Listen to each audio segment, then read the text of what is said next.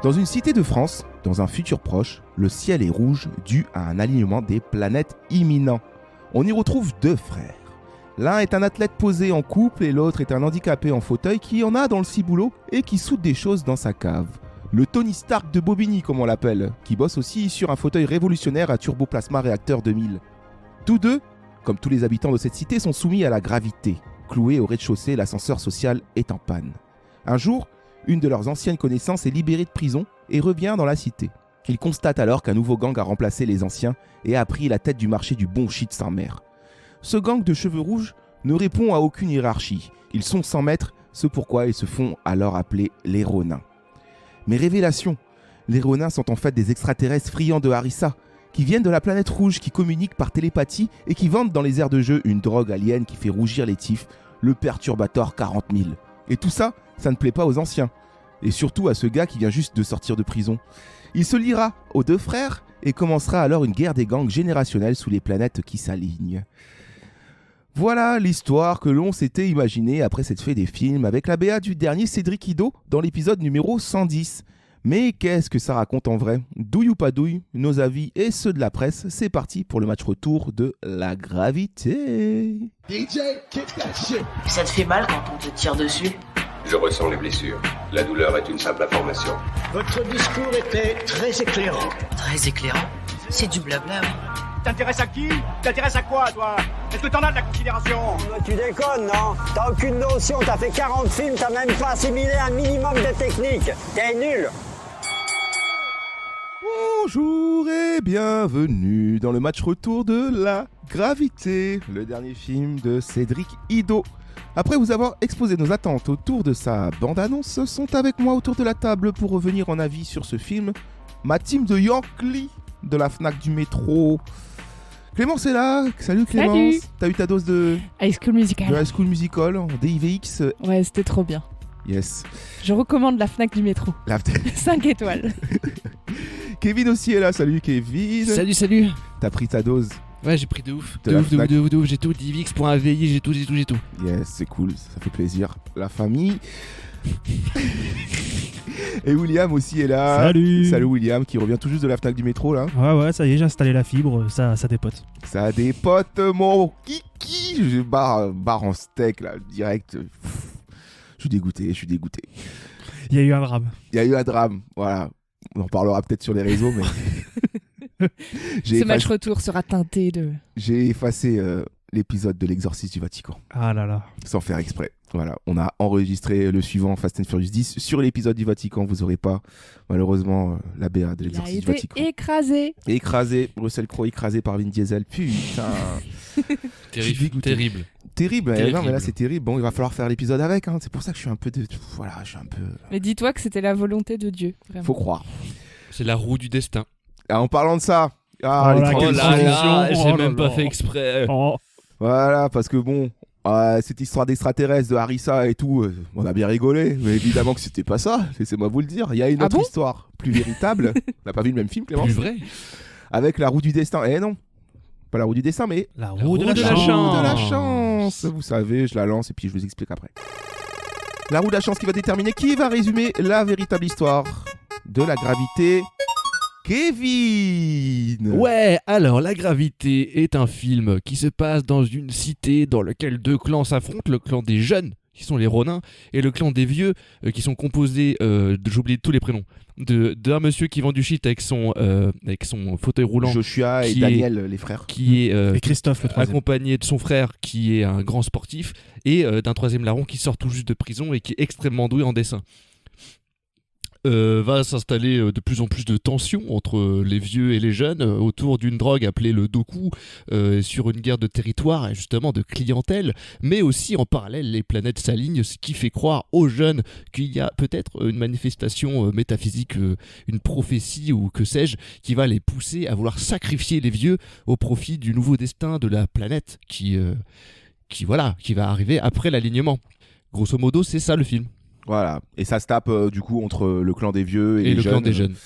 parce que ils viennent, c'est un peu avec la libération de le mec qui est sorti de prison est un peu le grain de sable dans le rouage bien huilé des Ronins, quoi. Les autres ils sont un peu habitués à comment fonctionnent les Ronins. Après le mec au fauteuil roulant il tente des trucs qui sont pas autorisés par les Ronins quand même, hein.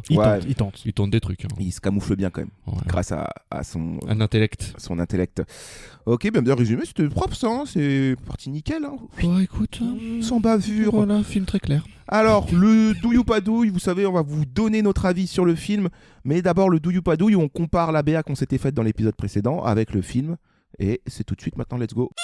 Douille, pas douille. C'était une douille. Douille, pas douille. C'était pas une douille. On avait profité de la bande-annonce de La Gravité pour parler du film de genre Made in France, parce que c'est un film de genre produit, réalisé en France. Donc du coup c'était sympa comme discussion. Maintenant faut savoir qu'on a vu le film, on va vous dire ce qu'on en a pensé. Mais alors cette BA qui était assez mystérieuse, où on a quand même fait des films de harissa et d'extraterrestres, est-ce que c'est fidèle finalement au produit final, Clémence? Douille ou pas douille? C'est une mini douille, on va dire, parce que c'est vrai qu'on aurait pu s'attendre à ce que ce soit peut-être plus SF, mais moi je pensais quand même que ça allait rester en arrière-plan, l'alignement des planètes. Mais la BA, elle était quand même tournée pour montrer cette ambiance très rouge et tout, donc des gens qui couraient, donc on pouvait s'attendre à des événements au-delà de la guerre de gang, et en fait il n'y en a pas vraiment, c'est sûr, ça reste plutôt classique finalement, et plutôt un prétexte pour faire monter la tension. Et du coup voilà, mini douille sur ça, mais après sinon ça correspond quand même au film un peu social qu'on attendait, et au genre de petit film à la française sur les cités. Voilà. Mini douille, toi, William. Et douille ou pas douille? tout pareil, je m'attendais aussi à ce que vers la fin du film, dans l'envolée finale, il y ait un peu plus de fantastique. Mais sinon, le film correspond à peu près à ce à quoi je m'attendais, vu le budget et vu les thématiques. Et légère douille pareil pour ça. Je m'attendais à ce que ce soit légèrement plus fantastique sur la fin. On est sur la douille là quand même. Et toi, Kevin, douille ou pas douille? Douille inverse, parce que... Douille inverse, il a des douilles. Douille inverse. Deux en comparaison. C'est que moi, je sentais dans la BA que l'aspect social, c'était le cœur du film, et que finalement, l'alignement des planètes, moi, je voyais vraiment comme un truc en arrière-plan qui était plus une métaphore qu'autre chose. Mais j'ai eu une douille quand même, parce que je ne m'attendais pas à la scène Iron Man. Oui, il y a eu quelques bonnes surprises. Où là, d'un coup, paf, ah ouais, de la science-fiction d'un coup, très bien, c'est parti. Donc, c'est une douille inverse, c'est ni positif ni négatif. C'est neutre. C'est neutre. La douille neutre. De neutral douille, comme on dit là-bas aux States. Et toi, Romain? On est sur un douille. Hein. On est sur un douille dans le sens où j'ai l'impression que tout est dit dans la BA. Donc tout cet aspect social, le message social est dit dans la BA, qu'on relate forcément aux événements SF fantastiques du film, qui sont l'alignement de planète. Donc du coup, la gravité de plus en plus forte, qui en même temps est aussi la métaphore de cet ascenseur bloqué au rez-de-chaussée. Mais le film s'offre quand même certaines échappées comparé à, si je le compare à d'autres films comme La Haine, auxquels on peut tout de suite relier. Il y a quand même des petites échappées qui permettent au genre d'exister et d'en proposer plus sur le message. Après voilà, je dis douille parce que c'est quelque chose qu'on a vu dans la BA, dont on avait parlé autour de la BA, qui est montré dans le film, mais il n'y a pas de plus, j'ai l'impression qu'il n'y a pas eu de plus-value, que finalement le message passe par la BA et compris dans la BA, et que le film te redonne le même message, et que c'est pas étendu. Il y a un truc avec le genre qui pose une ambiance aussi qu'on voit très très bien dans la BA, une ambiance visuelle, graphique, esthétique, qu'on retrouve forcément dans le film, donc c'est plutôt cool, mais ça pêche sur les choses que ne montrait pas la BA, qu'on voit dans le film, c'est-à-dire les personnages, comment ils sont écrits. Je trouve que ça pêche. Voilà. On va tout de suite donner nos avis, du coup, vu qu'on a déjà un pied là-dedans. Qui veut se lancer sur La Gravité? William, let's go. Allez, alors je suis assez d'accord avec toi sur le gros point négatif du film, c'est l'écriture des personnages. J'ai trouvé que c'était pas très bien écrit, les dialogues ne sont pas très bien écrits, et du coup ça sonne très souvent faux ou surjoué. Et c'est un vrai problème parce que, comme tu l'as dit, l'aspect esthétique et même la DA, j'ai trouvé qu'elle était plutôt bonne, c'est bien étalonné, c'est plutôt bien réalisé, il y a des beaux plans de caméra, il y a quelques surprises, hein, Kevin l'a dit, il y a un méca fauteuil à la fin qui est assez surprenant, il y a quelques beaux plans, hein, un arbre sur un toit, les plans dans l'espace. J'ai trouvé que c'était assez stylisé et je me suis pas du tout ennuyé. Le film est pas très long, il fait qu'1h25 je crois, ou 1h26, donc c'était la bonne durée pour un petit film sans trop d'ambition avec très peu de moyens. J'ai plutôt passé un bon moment. Après, je suis assez d'accord, les thématiques sont pas assez développées.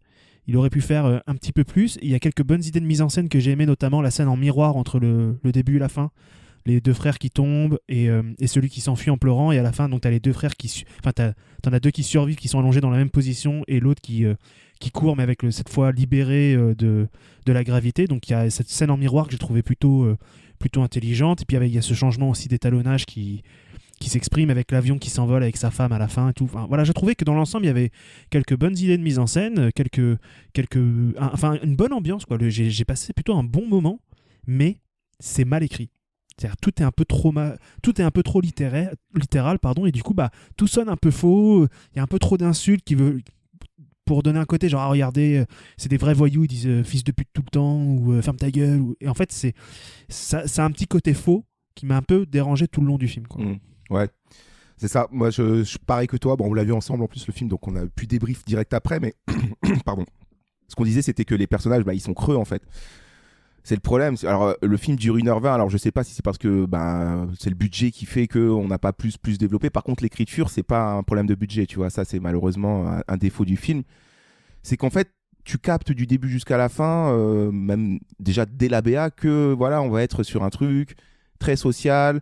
Tu vois, je comparais à La Haine, mais à la différence de La Haine où c'est cloisonné, où il n'y a pas d'échappatoire en fait à la fin du film La Haine, où tu te rends compte qu'en fait, c'est comme ça malheureusement que la société fait qu'il y en a certains qui restent en bas et puis qui dégaleront pas, quoi. Là, pour le coup, le film utilise le genre et la gravité, l'alignement des planètes, cette onde de choc à la fin qui fait qu'il arrive à s'en extirper. Tu comprends le message, que c'est la métaphore du gars qui réussit à sortir de sa condition pour pouvoir courir vers un destin plus radieux, quoi, tandis que d'autres finissent par mourir dans des caves.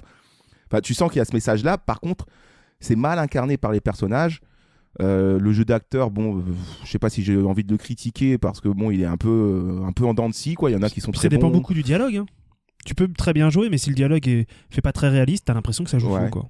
Et du coup, voilà, j'ai l'impression qu'il y a un début, une fin du film, mais qu'au milieu, il y a pas grand-chose, quoi. Donc c'est esthétiquement bien enveloppé, il y a un truc, mais il y a des plot holes, moi, dans le film que j'ai trouvé. Je fais, mais pourquoi tu me parles de ça si au final c'est pas plus c'est pas plus expliqué, c'est pas plus creusé. Et en fait, ça me fait penser que ces personnages sont juste fonctionnels et qu'ils ne servent qu'à traduire le message du film qui, en fait, tu te dis, est-ce que ça méritait autant de temps si c'est pas pour qu'on ait un peu plus que ça à se foutre sous la dent, tu vois. Donc, je suis un peu mitigé parce que il faut encourager quand même ce genre de film qui en plus là utilise bien, mine de rien, le genre pour faire passer un message très, très ancré dans la réalité. Mais j'aimerais que ce soit fait avec des personnages qui me donnent envie de vibrer, quoi. Et là, ça n'a pas été le cas, malheureusement. Je crois que ça n'a pas été très bien reçu par vous aussi, les colocs. Ouais. Non, mais après, moi, je suis assez d'accord avec vous. Mais moi, ce qui m'a le plus surpris, c'est que je trouve que... c'est pas un plot hole, c'est un énorme trou béant dans le scénar. À un moment, t'as l'acte final et tu sais pas pourquoi. Oui, voilà, le culte. Et où t'as un culte et en fait, il n'y a pas de build-up. Et tu comprends pas en fait pourquoi les Romains ils sont comme ça. C'est pas amené, oui. Du coup, en fait, l'antagoniste, tu le comprends pas. Les motivations des persos, tu les comprends à demi-mot parce que vite fait ils en parlent. Le frère qui veut s'échapper du truc, l'autre qui veut rester dans sa cité. De toute façon, il est cloué parce qu'il a son fauteuil roulant et tout. Tu comprends à demi-mot les trucs, mais finalement, je trouve que le film a du mal à raconter son histoire et en fait, à la fin, t'es un peu paumé. Et je trouve que c'est le vrai défaut parce qu'après, effectivement, il y a quand même une volonté de faire de la belle réa, il y a quand même du travail qui a été fait, ça c'est sûr, mais je suis assez surpris par l'écriture. Je pense qu'il manque un acte. Ouais. Ouais, c'est ça. Là, je me pose la question, est-ce que c'est une question de budget, que peut-être le film a été raccourci de quelque chose, ou je sais pas. Je sais pas trop, parce que c'est vrai que ça appuie pas non plus sur des effets spéciaux qui doivent prendre tout le truc. Il y en a quelques-uns où tu vois des vues de l'espace et tout qui sont plutôt stylés, tu vois. Mais moi, vraiment, le problème, ça a été ça, c'est qu'on te met un culte où tout d'un coup, les mecs se mettent à parler en japonais. Ils veulent enterrer un mec vivant pour, je sais pas, faire une offrande sacrificielle à je ne sais qui, on sait pas trop. C'est vite... Alors que l'idée, elle est bien. Très, très vite zappé. Il m'aurait fait un Wickerman dans une cité, moi, j'aurais kiffé, tu vois. Mais... On te met un arbre sur un toit d'immeuble, alors l'image elle est très belle, quoi, mais bon, qu'est-ce que ça raconte? Voilà, c'est pour vendre du parfum, c'est d'habitude ce genre d'image là pour le coup. Il y a Johnny Depp qui enterre des bijoux. Donc, à côté d'une super Mustang. Puis même ils te parlent de leur drogue, le fameux doku qu'on ne voit jamais. Donc tu sens c'est vraiment juste j'ai mis des personnages fonction pour mon idée, mais derrière ça crée des trous. Donc, Ouais. Clémence. Ben non, je suis complètement d'accord avec vous, j'ai pas grand chose à ajouter. Pour moi, c'est même au-delà des personnages, ouais, c'est des problèmes d'enjeu en fait. Dès le début du film, je veux bien me laisser porter pour qu'on me présente les persos et qu'on me dise la situation de chacun, mais ça va pas plus loin que ça en fait. Après, je voyais pas quel était l'enjeu en fait pour chacun, honnêtement. Et en plus, c'est vrai que ça amorce des choses comme ce que vous avez dit, mais aussi par exemple celui qui sort de prison et qui veut pas accepter que les jeunes fassent leur loi, qui décide d'aller voir leur nourrice. Et qui se renseigne et tout, et ça donne lieu à des scènes qui sont presque comiques en fait. Il y a un changement de registre plusieurs fois, ouais, c'est voilà, bizarre. où il va voir dans les appartements où ils gardent leur thune et tout, enfin où ils ont leurs réserves et tout. Et il se bat avec une nana à un moment et Il croit qu'il peut l'embrasser. Enfin, c'est trop ouais, bizarre. voilà, en fait, il y a des mélanges de c'est vrai, tons j'ai oublié hyper ça. bizarres qui en plus n'aboutissent à absolument rien. Et pour moi, c'est vrai que c'est très mal fichu parce que on pourrait se dire du coup que à partir du moment où il a gratté dans leur trafic, eux ils l'enlèvent pour se venger parce qu'il les fait chier. Mais du coup, ok, c'est vrai qu'on comprend pas le coup du sacrifice et tout de leur secte. Et pourquoi ils enlèvent les deux autres aussi? Pourquoi les Ronin ils relient les trois gars alors que les trois gars sont pas du tout à traîner ensemble non plus et pas du tout les mêmes volontés? Oui, c'est ce qu'ils Je disent, comprends ça- pas. En fait, c'est il vraiment manque une espèce scène. de truc intergénérationnel mais très artificiel. Enfin, une confrontation entre jeunes et vieux mais qui est très artificielle en fait, qui a pas de sens en fait dans l'histoire. Ouais, en plus, artificiellement, enfin, du fait que tu parles d'artificiel, je trouve, tu vois, le fait de nous montrer juste quelques séquences du gars qui soude 2-3 trucs dans sa cave, le gars en fauteuil roulant. Ça le rend pas très crédible en effet pour C'est derrière, juste pour justifier le fait qu'à la fin, bah, Ouais. au bout d'un moment, c'est Iron Man fauteuil là, Iron fauteuil. Oui, mais tu vois, ça c'est marrant, ça surprend, mais ça n'a rien à foutre là en vrai. Ouais. Enfin, à aucun moment le film t'a préparé à ce que potentiellement t'es ça, quoi. Bah, en fait, oui, ou bien juste il se cache derrière le fait qu'on ait montré un gars qui soude 2-3 trucs dans la cave. Du coup, ça peut. Tu te dis, bon, bah c'est bon, c'est un bricoleur et il a pu créer un fauteuil Non, mais Iron Man. En quoi. fait, Voilà. c'est l'évocation des talents gâchés. Il y en a un qui est un peu intelligent et qui aurait pu faire une grande carrière d'inventeur et qui en fait reste en fauteuil roulant. Il y en a un qui aurait pu être un grand sportif international et il finit par faire une fin de carrière un peu molle. Et il y en a un qui était un très bon dessinateur, parce qu'on n'a pas parlé de cette transition de plan, dessin, visage, que je trouve très beau, tu vois.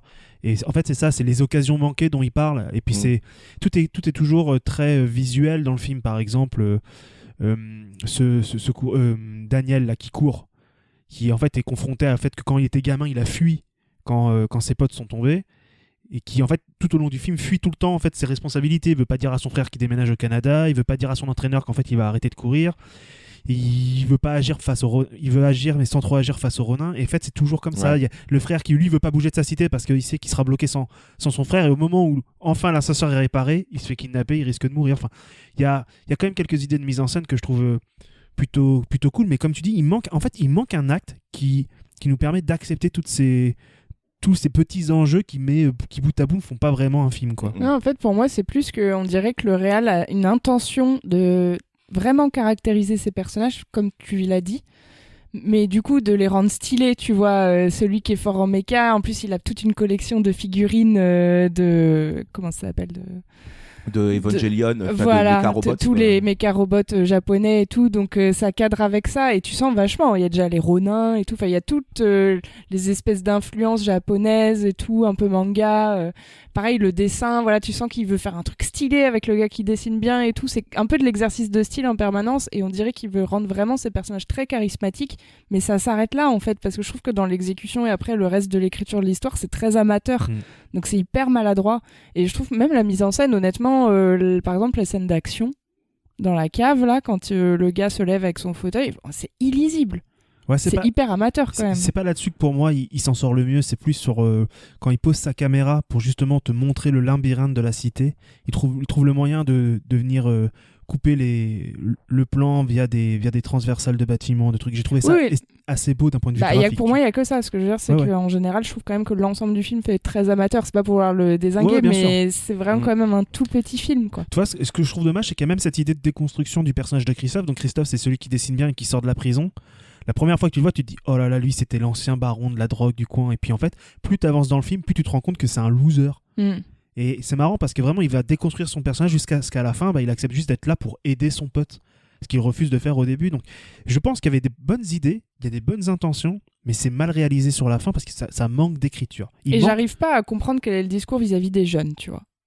Honnêtement, ça m'a presque un tout petit peu dérangé, mais j'ai pas envie de chercher plus loin. Mais pourquoi les Ronin ils sont au final si cruels en fait. Enfin, je comprends qu'il y ait des histoires de guerre de territoire et tout, mais pourquoi ils font en fait une espèce de secte et pourquoi ça en fait? Pourquoi ils sont aussi débiles au fond, tu vois? Enfin, je trouve que il y a une scène qui est là pour l'expliquer. C'est quand justement ils sont tous les trois réunis dans la cave. Il lui dit qu'est-ce que vous avez fait quand vous gériez le quartier, vous avez rien fait pour la communauté, et en fait c'est ça, il nous manque une scène où on voit les Ronin, l'impact qu'ils ont sur leur quartier et en quoi ils sont différents des anciens, tu vois. C'est cette scène là qui manque parce que ils te le disent dans le texte à un moment, ça dure une phrase, c'est le petit jeune là avec la mèche rouge qui gère un peu tout le business. Tous la mèche rouge, je sais pas de qui tu parles. Bah c'est celui qui a la petite moustache. En fait je suis désolé, je rigole. Je connais ce gars là parce que avec un pote on est en train de travailler sur un petit court-métrage et c'est l'acteur principal dedans. C'est incroyable, ça m'a fait trop bizarre de le revoir là. Ouais. Et en gros, c'est dit au détour d'une phrase et t'en dis oui mais là ça il aurait fallu nous le montrer pour qu'on comprenne bien quels sont les enjeux de ces types là, pour que du coup on comprenne la confrontation entre les deux mondes. Oui, parce il manque une scène. On comprend pas, on voit pas les gens qui consomment le doku, on voit pas, ou alors que tu les vois pas consommer, peu importe, il faut qu'on voit les conséquences du truc. On voit pas ce qu'ils disent qu'ils sont en train de redistribuer l'argent aux familles, on le voit pas non plus. Bah oui. Et en fait, on voit aucun autre membre de la communauté de la cité, quoi, à part les trois vieux et puis les doku. Et le mec qui est entre les deux, qui est un peu un traître là. Donc au fond, c'est très irréel, quoi. Enfin, il n'y a pas d'ancrage. C'est là où tu sens le manque de budget, en fait. Je pense qu'il manquait du budget pour avoir plus de comédiens, pour faire plus de lieux, plus d'action. En fait, là, je pense qu'il est limité par son budget, donc il est obligé de réduire son histoire à 7-8 personnages chez les Ronin, 2-3 personnages dans la cité qui sont en dehors de ce groupe-là, et c'est tout. Et comme tu peux pas faire beaucoup plus, t'es limité dans ton histoire, mais du coup aussi dans tes enjeux, et donc dans l'importance que le spectateur va apporter au film, quoi. Ouais, puis je pense qu'il manque un personnage qui est entre deux et qui est ambigu. Il manque un Ronin qui est pote avec les vieux, tu vois. Je pense. Pour l'équilibre. Il aurait juste un peu plus creusé autour du culte et il aurait fait des scènes juste avec les Ronins pour nous montrer même des trucs que tu vois un peu en fil rouge du film où tu découvres de plus en plus d'indices d'exposition sur le pourquoi du comment ils sont là, quel est leur but et tout. En vrai, ça aurait peut-être comblé assez de failles qui auraient pu nous faire plus apprécier le film, parce que fantastique, à part l'alignement des planètes et le méca fauteuil, et le méca truc, bon ça. Mais ceci dit, c'était surprenant. C'est-à-dire que dans le cinéma, j'ai vu tout le monde sourire d'un coup. Ça paraît bête, mais au moins il a eu son effet, tu vois. Il y a eu des rires. C'est un peu étonnant, tu t'y attends pas, mais ça fonctionne pas mal, je trouve. Surtout que les petits bruitages là, qui arrivent d'un coup, tu fais waouh, ok. Ah oui, l'ambiance sonore, j'ai trouvé qu'elle était très bonne. Non, ouais, mais même esthétiquement, il y a des plans. Bon, après, moi, c'est les immeubles, ça me fait kiffer, mais un peu Gotham City et tout dans l'ambiance. Tu sens qu'il y a une espèce de tension qui vient du ciel, une espèce de compte à rebours, voilà, qui est là, mais à la fin, c'est difficile de rentrer dans le truc. Hein, c'est un film le message, tu l'as capté depuis la bande-annonce, donc c'est vrai. En fait, c'est ça le problème, c'est que c'est un film. En vrai, c'est vraiment un film qui manque d'argent pour aller au bout de ses ambitions, quoi. Et ouais, moi, il m'a manqué un truc à ronger, quoi. Il me fallait un... Bon, après, ça dure 1h20, tu vois. C'est pas non plus la souffrance extrême. Non, moi, j'ai passé plutôt un bon moment, en vrai. Ça passe plutôt pas vite, fou, mais ça allait, quoi. Voilà, je reste sur ma faim. Ouais, vraiment, je reste sur ma faim et je trouve ça un peu dommage.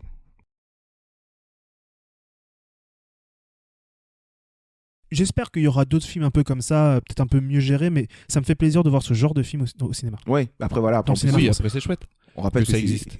C'est un défi aussi un peu casse-gueule, quoi, de parler faire un film de banlieue sociale de genre. doublé du genre, quoi. C'est un vrai pari et au moins ça allait jusqu'au bout et ça a déjà au moins le mérite d'exister. Moi je suis un peu étonnée qu'il soit arrivé en salle parce que je trouve que c'est quand même du niveau plutôt des films que tu vois en festival, mais avant que ça soit vraiment distribué dans les salles. Ça a fait le festival de Toronto, ça y était. Techniquement, je trouve que c'est comme. Je trouve ça fou qu'il soit arrivé jusque-là. Ah ouais, ok. On va écouter la presse. C'est vrai qu'il y a des films de festoche qui n'ont jamais trouvé distributeur et qui, je trouve, qui sont vraiment de ce niveau-là, voire au-dessus. Ouais. Mais bon. Oui, la presse, bien sûr. Vas-y, lance le générique. Revue de presse. La revue de presse. La revue de presse. La revue de presse. La revue de presse. La revue de presse. La revue de presse. La revue de presse. La presse. Oui. Est-ce que ça a beaucoup gratté pour la gravité? Ça n'a pas tant gratté que ça. Et d'ailleurs, on n'aura qu'une note. On n'aura que la note française parce que tu te doutes bien que s'il n'y a que 3 cinémas en France qui le passent, à l'étranger, il n'y a personne qui l'a vu. Donc note Allociné de 3,2, c'est quand même pas nul. C'est moins bien que le meilleur film de tous les temps qui est Spider-Man Homecoming, bien sûr. No Way Home, mais No Way Home, tu le vois un jour. Je les respecte tellement pas que je connais même pas leur titre. Et on va commencer par Lops qui nous dit « Oser mélanger le réalisme, le politique, le western et le fantastique avec un clin d'œil stupéfiant au film de super-héros n'est pas la moindre audace de cette fiction rageuse, superbement pensée en termes de mise en scène, une vraie claque cinématographique. » Ils ont beaucoup aimé. C'est un peu too much comme. Ouais, une vraie claque, enfin, quand même, quoi. Ça a été écrit par Bertrand Ido, qui est le grand frère. Ah, mais non. Non, je déconne. Ah. Big up, bro. Big up, bro. Disons que tout ce qu'il dit est plutôt vrai, mais avec les potins un peu moins poussés. Non, mais fond, voilà, quoi. par contre, sur l'audace du truc, Oui. franchement, là, pour le coup, c'est là, quoi. Puis c'est vrai qu'il y a des allusions western. Oui, il y a plein de ça, trucs. Quoi. Écran large. D'une part, le cinéaste maîtrise ses références au point de proposer quelques chorégraphies galvanisantes et plusieurs beaux moments de mise en scène une fois le fantastique assumé. D'autre part, la gravité rebutera quiconque est allergique au récit qui repose trop sur la symbolique. Il s'articule entièrement autour de parallèles et de métaphores, au risque d'ailleurs de passer outre la caractérisation de certains personnages. Quand bien même Max Gomis, Jean-Baptiste Hanoumon et Steve Tienche sont tous assez bons dans leur registre. Tout juste peut-on rappeler que Cédric Ido, ayant lui-même grandi dans la banlieue de Stein, connaît son sujet. Contrairement à certains de ses confrères, il évite ses représentations les plus apathiques, allant d'ailleurs jusqu'à mettre en scène un monde en vase clos qui n'a que très peu de contact avec les unités politiques qu'on lui oppose généralement. Sa perspective est donc très intéressante et sincère, à défaut d'être parfaitement articulée. Ils ont plus ou moins résumé ce qu'on a dit. Oui. Ils sont très portés sur la symbolique, ils ont oublié de faire un peu de caractérisation, et c'est ce qui nous a gêné le plus. Mais c'est vrai que c'est intéressant ce qui est dit à la fin aussi, c'est qu'en effet, dans le film, on ne voit pas non plus le truc typique des forces de l'ordre, de la BAC. Il n'y a pas la police. Voilà. Alors que c'est vraiment un peu la tarte à la crème, souvent, des films de banlieue qui parlent que de ces confrontations-là, quoi. Moi, je trouve que le parallèle avec le western est bien trouvé, parce que c'est vraiment ça, c'est un monde sans loi, et puis c'est la loi du plus fort, quoi. Ouais, en fait, c'est ça que le film essaie de te faire comprendre, c'est qu'en fait, les Ronins, ils ont réussi à instaurer le calme et la sécurité même si ça reste des dealers, on va pas se mentir, mais... Enfin, vu comment nous a montré le film, t'as pas de scène de violence entre gars ou. Ils sont vraiment caractérisés comme une sorte de mafia à l'italienne, tu vois. Ouais, c'est-à-dire que c'est un groupe de gangsters, mais ils aident leurs prochains, ils sont là pour gérer les conflits, ils sont hors de la loi, mais à l'intérieur de la société, tu vois. Par contre, ils s'attquent quand même aux handicapés, ça je trouve ça choquant. Par contre, ils aiment pas trop les handicapés, ouais, c'est un problème. Parce qu'il a roulé sur leur territoire là pour le coup. Ouais. Il a roulé sur ses TN une fois en passant. Il a fait une trace. Elle était toute neuve, cette TN blanche. Et là, ça c'est un truc qu'il faut pas faire. Télérama. Le film est parfois naïf mais captivant, graphique, original dans ses scènes de violence, des combats brutaux et stylisés dans la lignée du cinéma asiatique. On aime cette modestie associée à l'énergie sèche des bonnes séries B d'antan. Et parce qu'on l'a pas dit, mais quand même à la fin du film, les trois là, ils butent quand même une vingtaine de mineurs. Hein. Oui. C'est quand même assez étonnant dans un film. Il les bute pas. Non, il leur pète la gueule, mais il les tue pas. Je crois que si, hein. Il y a quand même quelques coups de sabre, quelques coups de marteau, quelques coups de couteau. C'est des bâtons. Ouais, il y a des couteaux aussi. Hein. Ouais, c'est vrai. Ouais, non. Ouais, mais là, c'est légitime défense, hein, parce qu'ils sont prêts ils ont failli se faire sacrifier. J'ai pas dit qu'ils avaient pas raison de le faire. Je dis juste que c'est étonnant. Moi, je t'avoue que si on m'enferme dans une cave et qu'on me donne l'opportunité de buter les mecs qui m'enfermaient, il y a peut-être moyen que je le fasse. Ok. Dit comme ça. C'est de la survie, quoi. Première, Ido avance ici un pied dans le réel, un pied dans l'imaginaire, et c'est cette part de science-fiction à l'œuvre récemment dans le magistral Gargarine, dont la BO était signée comme ici par les frères Galperine, qui donne relief et originalité à son propos tout en masquant ses maladresses. Un geste imparfait, certes, mais peuplé de scènes qui impriment durablement nos rétines. J'avoue que j'ai bien envie de voir Gargarine, il paraît que c'était bien. Ça m'avait plu, moi. À voir, oui, ça c'est un film à voir aussi. D'ailleurs, on va en reparler de Gargarine avec Libération, qui nous dit il y a 2 ans, un premier long métrage nommé Gargarine faisait décoller les grands ensembles d'Ivry-sur-Seine dans les étoiles, considérant que la science-fiction et le destin d'une cité au bord de la démolition avaient des choses à se dire. Une intuition similaire guide le deuxième film de Cédric Ido, né à Stein en Seine-Saint-Denis, pour décrire l'ascenseur social en panne dans un quartier déchiré par le trafic de drogue, accentuer la sensation de paralysie qui cloue ses habitants au sol. Le cinéaste opte lui aussi pour une parabole cosmique et place 3 amis d'enfance, l'un à tête, l'autre dealer en fauteuil roulant, le dernier ex-dollar, sous l'égide d'un phénomène planétaire aux airs de fin du monde, embrasant le ciel et les rivalités qui les opposent à un gang de caïds. Du film et de sa facture bourrine de comic book émane une joie récréative. Le plaisir qu'on y prend nous-mêmes se limite malheureusement à cette impression et s'accommode mal des naïvetés et maladresses disséminées en route. On est d'accord. On est d'accord. Et c'est tout. Et c'est tout. C'est déjà pas mal. Et ben merci Ouais. Kevin pour la revue Je suis pas allé voir presse. bande à part, j'aurais peut-être dû. On est plutôt d'accord avec la presse, c'est pas tout le temps le cas, mais cette fois-ci, oui. C'est une belle tentative à laquelle il manque quelques charnières importantes, quoi. En espérant qu'il y aura d'autres films de genre, du même genre, j'allais dire. Prochainement, c'est ce qu'on encourageait nous dans notre épisode BA où on disait qu'il en faut plus, même s'il y en a qui vont se casser la gueule, c'est évident, il faut toujours des exemples, et desquels peuvent émerger de bons films qui font que le genre Made in France Oui. doit être plus présent, quoi, donc faut y aller. Mais j'irai voir. C'est grâce à cette scène de méca qu'on peut avancer dans le genre C'est ça. Made in France. Mais en tout cas, ouais, ça m'a donné encore plus envie de voir Gargarine là.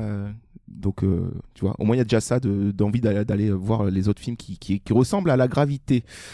Bon, c'est pas le film de l'année pour nous non plus. C'est un peu la douille de cette semaine, mais voilà. En tout cas, on aura vu, on peut en juger. À vous aussi de vous faire votre avis. Si vous écoutez et que vous avez quand même envie d'aller soutenir le film, foncez. Hein, ça dure 1h20, ça se regarde vite. Donc voilà. C'est fini pour aujourd'hui, le match retour. Oh. Voilà. On va vous dire qu'est-ce qu'on match retourne après le petit jingle de fin. You see, mystery is an intellectual process. But suspense is essentially an emotional process. Voilà, c'était le match retour de La Gravité de Cédric Ido. La semaine prochaine, qu'est-ce qu'on se match retournera ? Vous l'avez entendu, hein, normalement c'était L'Exorciste du Vatican. On ne sera même pas obligé d'aller voir ce film, étant donné que j'ai effacé les fichiers. C'est le démon qui l'a fait, c'est le démon. Et oui, j'ai été possédé par le démon qui m'a fait fâcher, écraser. L'épisode BA, c'est bête, on avait fait plein de trucs dans cet épisode. Il y a plein de jeux de mots. Hein. Des nouveautés. Ça le croit. On était au sommet de notre humour. Vous ne saurez jamais qu'on a été possédé par des gens. On a été possédé dans l'intro par des gens. On a fait un exorcisme en temps réel. Ouais, il y a même eu de l'orage. Il y a même eu de l'orage au moment où on a commencé l'épisode. Ouais, en plus, fou, il y avait ce truc-là. Il y avait Erwan aussi qui était là. Le pauvre. Erwan, Feu Erwan, qu'on ne reverra plus jamais. Chaque fois qu'Erwan il vient, il se plie en 4 pour venir. Et puis, au final, le destin fait que les épisodes sortent pas. Le pauvre. Ah, la tristesse. Bon, du coup, on passera directement sur Fast and Furious. Ouais, numéro la famille 10. Numéro 10, vous aurez certainement des incohérences avec épisode 112, épisode 111, forcément, des références au Vatican, mais on savait pas encore que j'étais en train d'effacer les fichiers du Vatican à ce moment-là. Parce que ça s'est passé au moment où on a prononcé Vatican. Tu sens le sel qui coule de Romain ou pas ? Ouais, non, mais je préviens un peu les auditeurs, quoi, qu'ils se disent pas, tiens, ils parlent de numéro 112 alors que c'est le numéro 111, enfin, c'est bizarre. Pourquoi ils font des blagues sur le Vatican ? Ouais. Ouais, vous aurez jamais tout ça. On t'aime quand même, Romain, t'inquiète pas. Et on vous dit au revoir. Toutes les plateformes d'écoute, Spotify, Deezer. Putain, on n'aura jamais l'exorciste Manspreader. Tout ça. Putain, quand il posait ses couilles sur la tête du gamin possédé, on n'aura jamais ça. Voilà. On n'aura pas tout ça. Tout ce que vous avez pas, vous vous rendez compte ? Putain, je suis dégoûté. Ça et tant d'autres. Allez, disons-nous au revoir. Là, c'est les réseaux, Twitter, Facebook, Instagram. Des bisous. Des bisous à tous et à toutes. Putain, il n'y aura pas tout ça.